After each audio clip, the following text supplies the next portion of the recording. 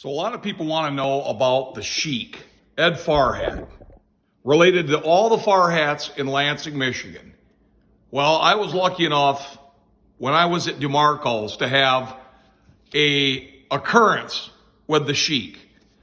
He was brought in to DeMarco's by Billy White Shoes Johnson to meet me because he knew what a big time pro wrestling fan I was and still am.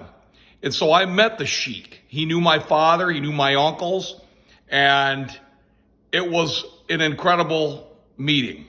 The guy was absolutely what you would think he is, okay? So he was going to bring back big time wrestling to Channel 47, and he wanted to interview me to be a referee. He asked me all these questions, I passed it all, and he's like, okay, you're in. Now you got to come out to my house and hang out with me.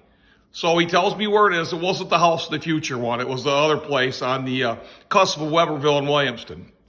So his wife, Joyce, was there. Super nice lady. She's deceased too, like the Sheik.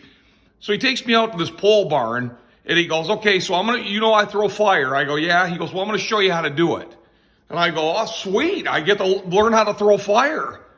And he goes, he had like a 12-gallon drum of gasoline. He goes, put your hands out there. I'm going to anoint you. I go, you're not putting gasoline on my hands. He goes, well, that's how I do it. And I knew he didn't. I know how he did do it. So then he goes, okay, all right. He starts laughing. He goes, okay, now I'm going to get you to full Nelson. And, this guy, he is Sabu's uncle. He trained RVD. He brought Abdul the Butcher into pro wrestling. This is the Sheik. So he gets me, the guy's old. He gets me in a full Nelson, and I just thought he was going to rip my arms right out of the sockets. I mean, I had to tap out. He put me on the ground. It was unbelievable.